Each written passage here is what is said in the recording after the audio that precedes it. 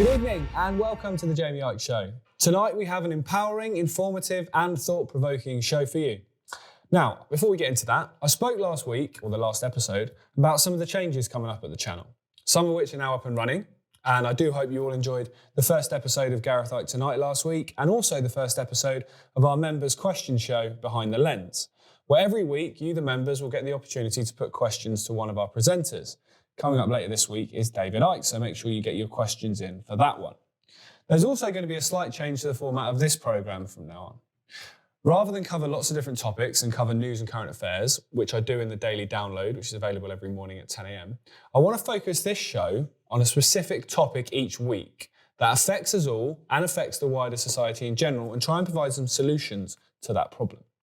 I want to talk about things like health, parenting, education, politics, spirituality, and so much more. Anything on that genre spectrum I want to talk about. I've got some really exciting guests coming up over the next few weeks, which are going to bring some really powerful information and some incredible conversations, and I look forward to sharing them all with you.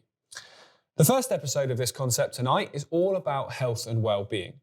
Shortly I'll be joined by celebrity chef and broadcaster Tonia Buxton, who has spent years promoting healthier lifestyles and choices, and I can personally say I've been fortunate enough to try some of her cooking and it's truly incredible.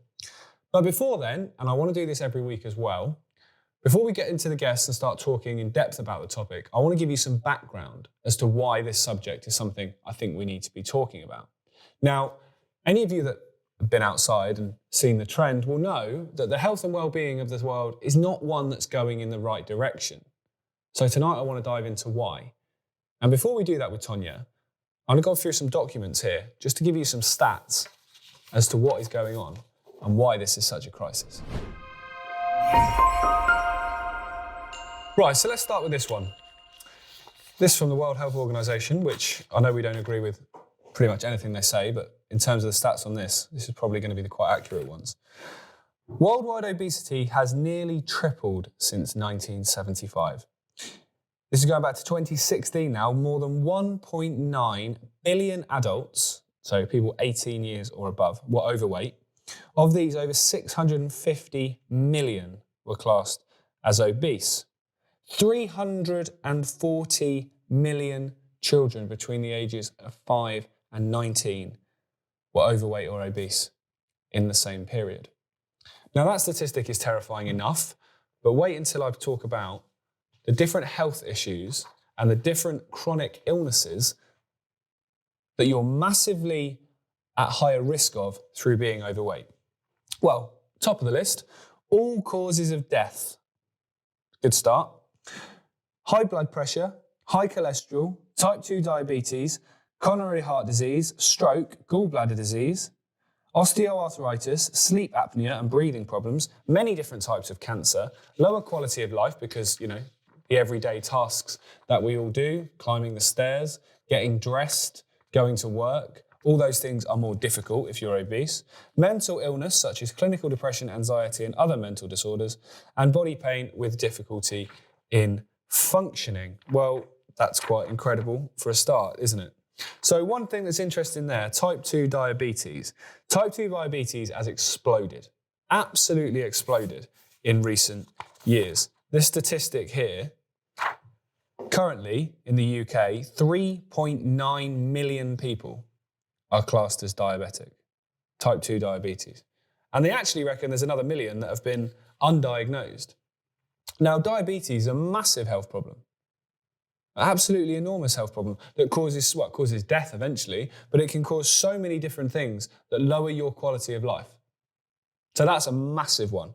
Now, what I want to bring in now is some of the hilarious things that have been put out by, let's just say, the establishment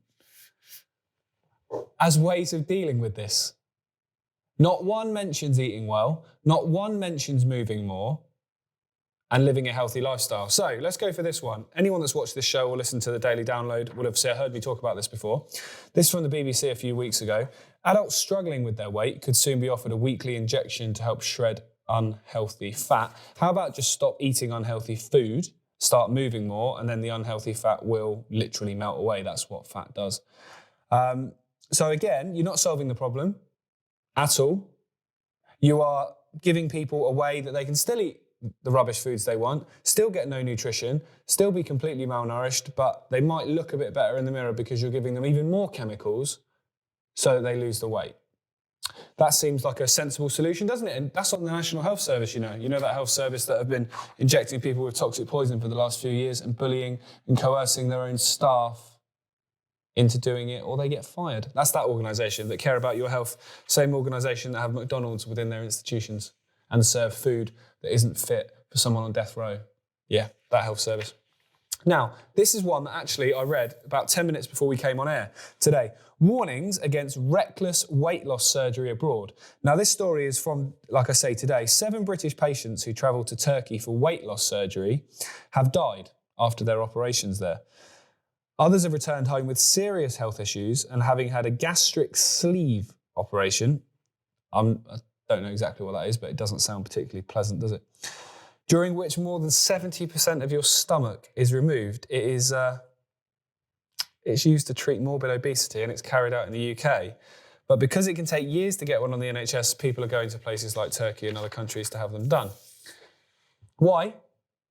Is my first question. Why not just eat less, move more? It's really simple. I sound quite judgmental, but I'm very passionate about this subject because it's completely in your hands what you put into your own body. If you're choosing to put unhealthy stuff, eat a bunch of crap, and get overweight, that's a personal choice. Yes, there might be a number of factors as to why people have done that.